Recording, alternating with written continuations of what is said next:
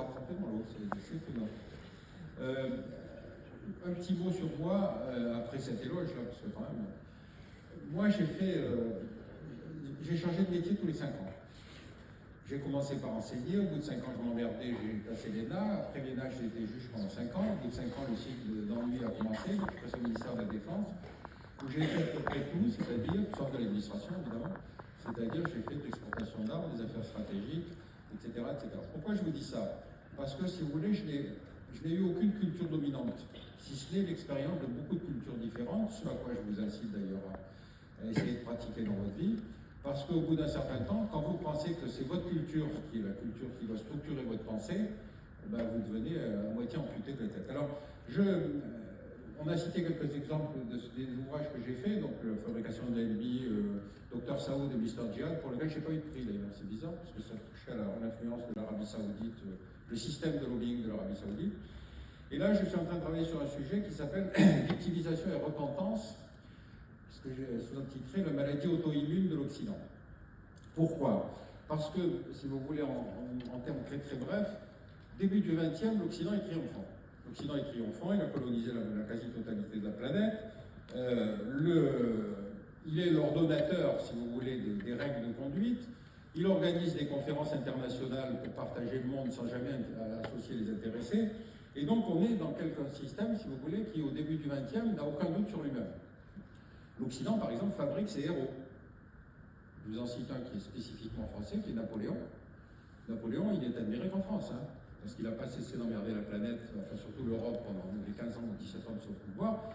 Il a laissé 600 000 morts sur la retraite de Russie, etc. Mais il reste en France, Napoléon, vous avez toujours une avenue qui fait référence dans toutes les villes, les communes de France. Quoi. Donc, la fabrication du héros fait partie du processus, si vous voulez, que nous avons créé, nous, mais évidemment, on n'est pas les seuls, chacun a les siens. Un autre exemple très caractéristique, c'est le cow-boy. Le système américain, c'était la valorisation du cow-boy. 2700 westerns, ça fait du monde hein, quand même. Et évidemment, dans les 2700 westerns, le méchant, c'était l'ennemi, qui était par nature sauvage, qui attaquait les diligences, etc. Il y a eu un épisode effroyable pendant cette histoire du Far West qui s'appelle l'Indian Removal Act, c'est-à-dire un moment où le Sénat a décidé de déplacer les tribus indiennes. Il leur a fait marcher, je crois, à peu près 400 km, la moitié des mecs sont morts en route. Hollywood a mis 20 ans à traiter de cette question-là, c'est-à-dire à traiter qu'effectivement on ait pu être injuste avec les Indiens. Donc vous voyez, ce processus sociologique, c'est sur lequel il faut vous interroger, parce qu'il n'y a pas qu'évidemment que l'Occident qui soit victime de ça. Mais enfin, deuxième aspect extrêmement important, la colonisation. La colonisation, c'était évidemment la diffusion de la culture occidentale sur la planète, puisque nous étions par nature le camp du bien et que les autres ne pouvaient être que le camp du mal, des gens qui ne comprenaient rien, etc. Regardez un phénomène très simple. Quand on fait l'exposition coloniale dans les années 30, on fait le musée de l'homme. Qu'est-ce que c'est le musée de l'homme? Le musée de l'homme, ça veut dire les autres. Vous imaginez qu'il y a un pays comme l'Inde, par exemple, qui fasse un musée de l'homme blanc avec un cadre avec un attaché-caisse, une cover girl, un travailleur immigré, etc. Non, le musée de l'homme pour nous, c'était les autres. C'est-à-dire, on prenait effectivement... Alors, il y a eu des épisodes tragiques, parce qu'on a fait venir 2 Mélanésiens, les pauvres types, ils sont morts pendant l'hiver. Il y en a d'autres à qui on avait promis qu'ils participeraient à l'exposition coloniale, on les a foutus au jardin d'acclimatation, ils avaient construit des cases artificielles. Il y a un ouvrage que je citerai, si vous voulez, qui raconte leurs souvenirs. Les types disaient, mais on était enfermés, les gens nous jetaient des cacahuètes. Et au moment du repas, il fallait qu'on mange dehors parce qu'il fallait que les gens puissent voir qu'est-ce que c'était qu'un sauvage présenté comme un anthropophage en plus. C'est ça le musée de l'homme, c'est-à-dire notre regard sur l'autre. Qu'est-ce que je vais encore vous délivrer d'autre? Oui, le dernier épisode, si vous voulez, sur lequel on ne réfléchit pas assez, c'est que le pouvoir qui était celui des Occidentaux, c'était le pouvoir de découper la planète. Les seules régions du monde dans lesquelles vous avez des frontières rectilignes, c'est lesquelles? C'est celles qui sont nées de ces grandes conférences internationales, pour une raison assez simple, c'est qu'on avait une grande règle avec un crayon rouge, et puis on disait aux Anglais, ça c'est à vous, ça c'est à nous. On l'a fait au Moyen-Orient, vous remarquerez que les frontières sont rectilignes, et on l'a fait en Afrique après la décolonisation. C'est le seul endroit dans lequel, partout ailleurs, vous avez des petits découpages comme ça qui vous rendent la copie très difficile, mais là non. Donc, si vous voulez tout ça, il fait évidemment sans les intéresser. Alors, quand est-ce que commence le doute? Parce que c'est ça qui est intéressant, c'est-à-dire, On a quand même réussi dans le XXe siècle à faire 2 guerres mondiales, la première 20 millions de morts, la deuxième 50 millions de morts, et extraordinaire, on fait le procès des dignitaires nazis et fascistes, tribunal de Nuremberg, et on commence la recolonisation pendant le procès de Nuremberg. C'est-à-dire les émeutes de Séville, c'est 45, et puis le bombardement d'Haïphong, c'est pareil. Et donc ça veut dire que on va utiliser pendant nos guerres de recolonisation les mêmes horreurs que ceux pour lesquels on condamne les nazis, mais attention, nous c'est pas pareil, nous on est camp du bien. Il y a un épisode, je serai très bref là-dessus, mais qui mérite d'être connu, un épisode de colonisation extraordinaire, c'est le roi des Belges, Léopold II. Léopold II, il trouvait que la Belgique avait du retard à l'allumage sur la colonisation, donc il va essayer de financer de sa poche des entreprises complètes d'exploration coloniale. Alors la zone qui n'était pas explorée en Afrique, c'était évidemment le bassin du Congo, puisque c'était la zone continentale la plus difficile à accéder. Il va mandater un type qui s'appelait Stanley, ceux qui ont lu les bandes dessinées, ils ont déjà vu cette histoire, et Stanley va faire signer aux chefs locaux des tas de traités dans lesquels les chefs s'engagent à fournir de la main-d'œuvre et à fournir des produits. Bon. Ça va être la propriété personnelle du roi des Belges, personnelle. Il a 2 300 000 km² qui sont sa propriété personnelle. C'est rare comme situation. Si vous en héritez, tenez-moi au courant. Ce qui est extraordinaire dans tout ça, c'est qu'il va faire financer par une association belge des guerres contre les esclavagistes. Les esclavagistes, c'est les arabo-swahilites, c'est-à-dire ceux qui sont sur la côte Est et qui font du trafic d'esclaves. Et là, on vient pour faire du travail forcé. C'est pas pareil, le travail forcé, c'est mieux que l'esclavage. C'est exactement pareil, sauf que ça s'appelle travail forcé. Et donc, on va avoir cette situation ignoble où vous avez un individu propriétaire d'un territoire gigantesque qui va faire des guerres pour donner changer les esclaves, de faire des esclaves des travailleurs forcés, qui ne sont pas plus payés parce qu'ils sont forcés. Ce sont des choses sur lesquelles on ne s'interroge même pas.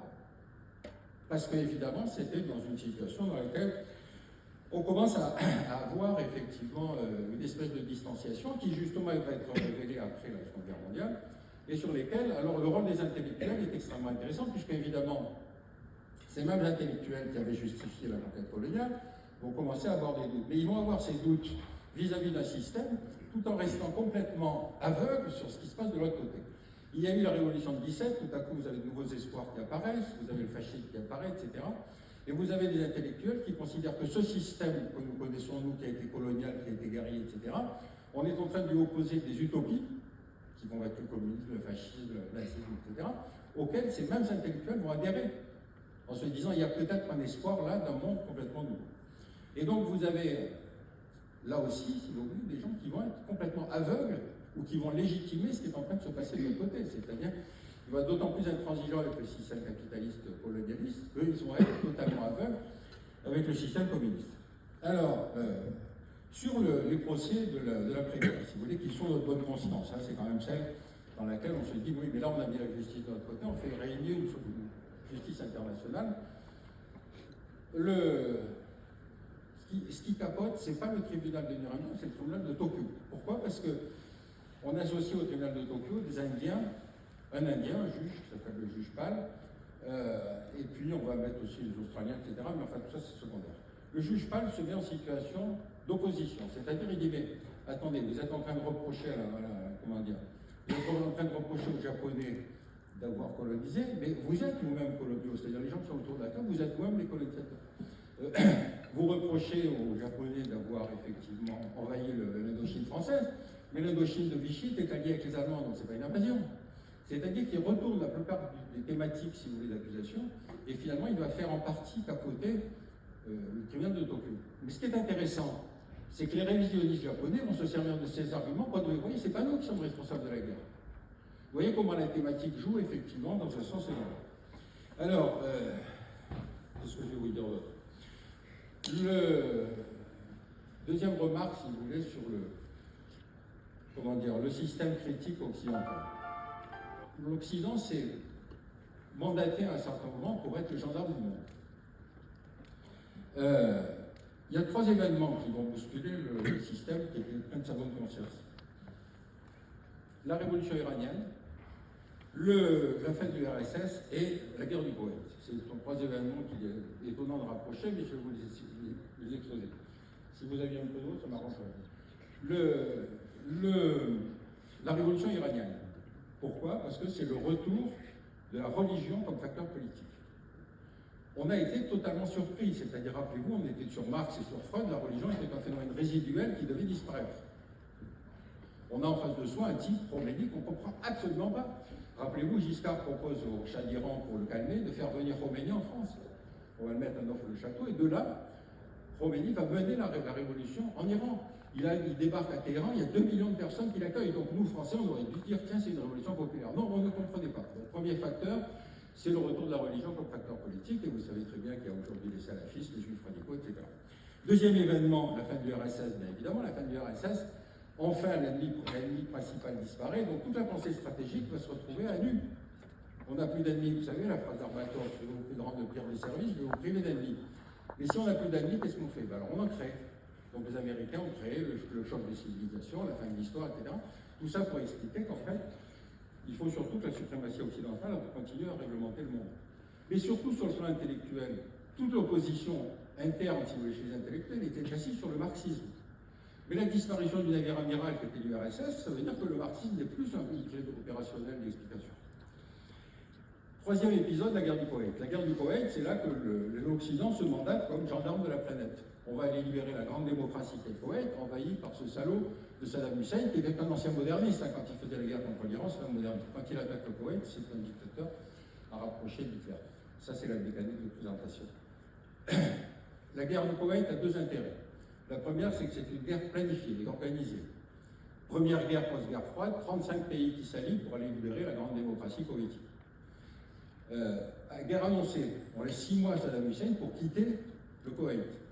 Donc toutes les télés de la planète viennent là. Évidemment, ça s'allie, parce qu'on sait à quelle date va commencer le match. Mais alors le problème, c'est quand vous avez les télés qui sont là, si vous n'avez rien à dire, ben on crée de l'information. Si on crée de l'information, ça veut dire vous aviez de temps en temps un reportage sur la femme qui s'est perdue dans le désert, le contingent français, etc.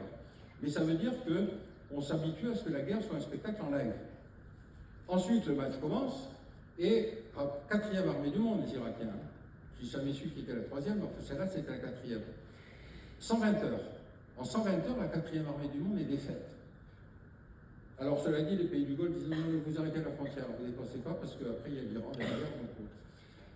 Et donc, on va se retrouver avec la conviction occidentale que de toute façon, nous avons une maîtrise militaire telle qu'on peut régimenter, réglementer toutes les crises sur la surface de la planète, en particulier par des moyens militaires.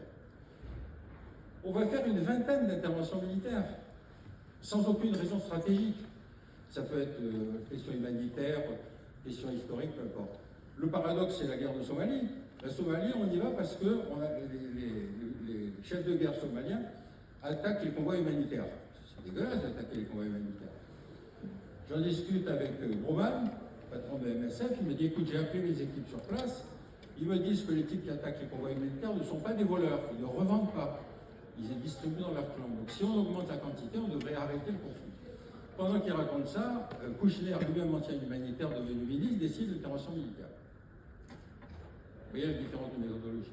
Bon, cela dit, quand les Américains perdent 20 types, parce qu'ils essayent de prendre Mogadiscio contre un chef de guerre, ils perdent 20 types, donc si les Américains se retirent, sans même nous informer qu'ils se retirent. Vous voyez ce que c'est qu'une coalition internationale, et vous voyez ce que c'est quand les motifs sont... Parce qu'il y a eu la scène où les GI, si vous voulez, ont été lynchés par la foule, quand même, ça c'est important. Et donc le chromatisme aux États-Unis, c'est rien ne justifie qu'on perde 20 citoyens américains. Alors, après ça, donc on est dans cette nouvelle situation, et donc aujourd'hui, on est dans cette phase que j'ai appelée celle de la, comment dire, de la... Là, on a passé la phase de la repentance, et donc aujourd'hui, on est dans la phase de mise en accusation. Alors,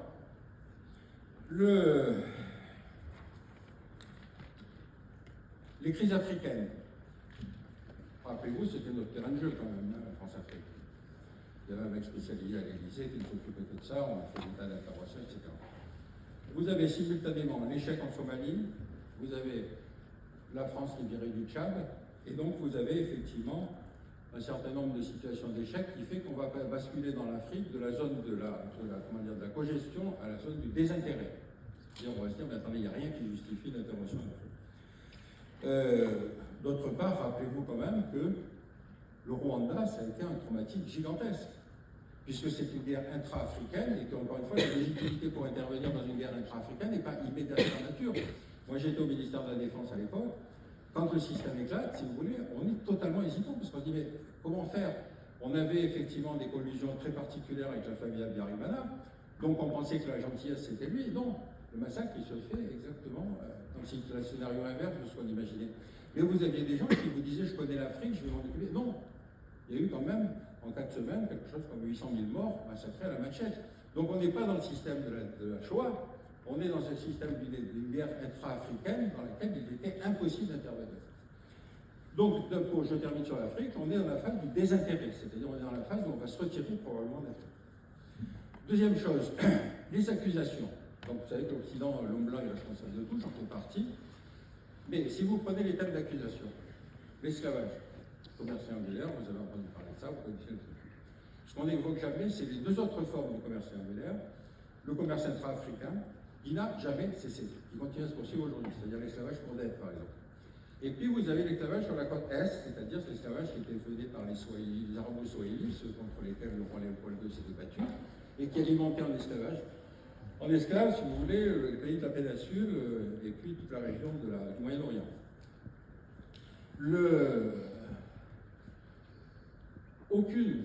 Autant il y a eu, si vous voulez,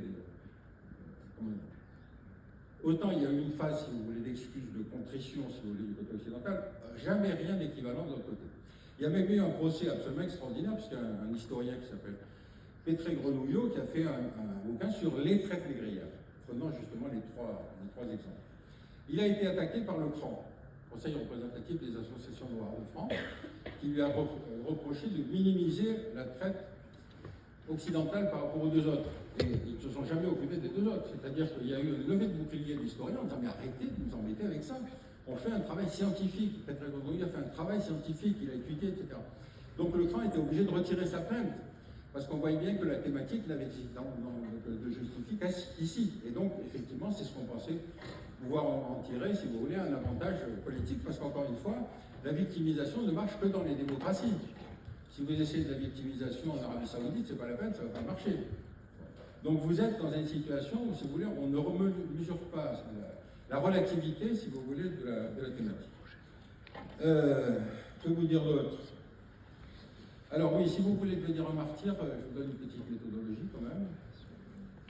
Un acte fondateur, peu importe son importance. L'important, c'est de dire, à partir de ce moment-là, notre catégorie, notre sous-groupe, notre ethnie a été massacrée. Si je prends l'esclavage, vous aurez du mal à dater, mais enfin, si vous avez effectivement la possibilité de plaider votre cause dans une démocratie, vous avez beaucoup plus de chances de réussir que, évidemment, si vous le faites dans une dictature. Si vous voulez, vous prétendez tchétchène et que vous allez essayer de plaider à Moscou votre situation, c'est pas la peine, ça ne marchera pas. Deuxième méthode, si vous voulez, le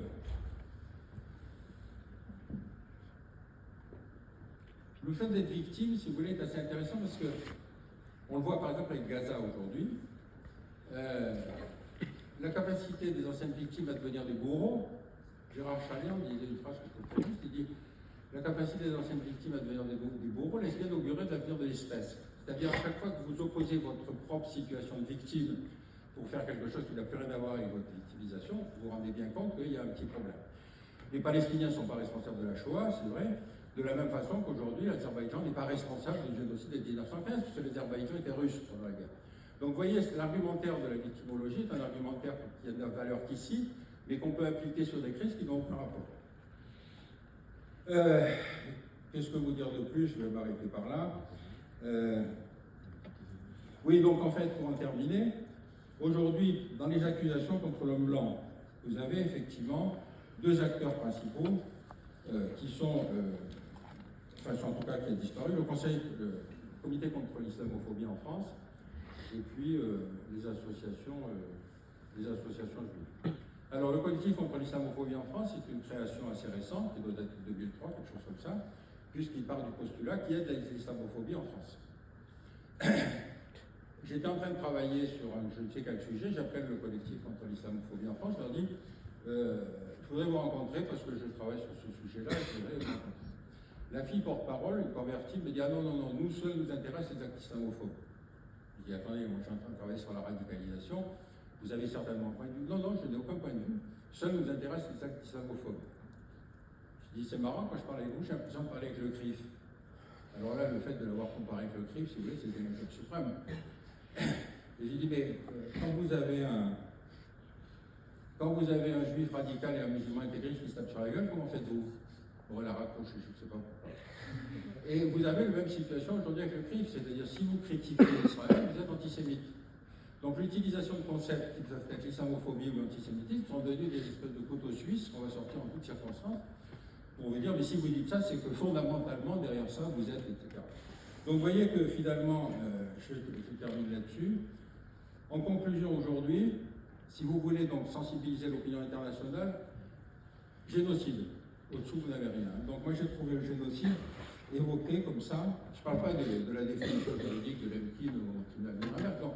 C'est la thématique médiatique du génocide est essentielle. Alors là, je l'ai trouvé mentionné sur le Rwanda et le Burundi, sur les Yézidis et les chrétiens d'Irak, sur les Ouïghours en Chine, sur l'Afghanistan des talibans, sur les massacres entre Bafouné et Ouagadougou en République démocratique du Congo, les Rohingyas en Birmanie, au Darfour soudanais, au Tanganyika, entre Bantou et Pygmée, etc. Liste non exhaustive.